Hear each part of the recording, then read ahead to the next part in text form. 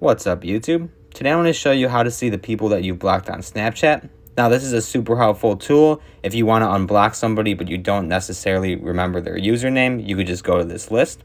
So once you have your Snapchat app open, you're going to hit your profile picture in the upper left-hand corner. And then from here, hit the gear icon in the upper right-hand corner to get to the settings. And if you scroll all the way down to the bottom, you should see an option third down from the bottom. It's called blocked.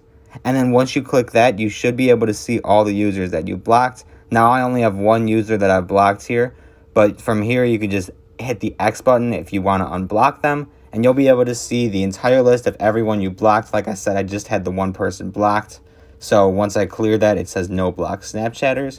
But that's pretty much all there is to it. If you have any questions or were confused, don't hesitate to leave a comment and I'll get back to you as soon as possible. Otherwise, don't forget to leave a like and subscribe if you found it helpful, and also read the description because there's some information down there that you wouldn't want to miss.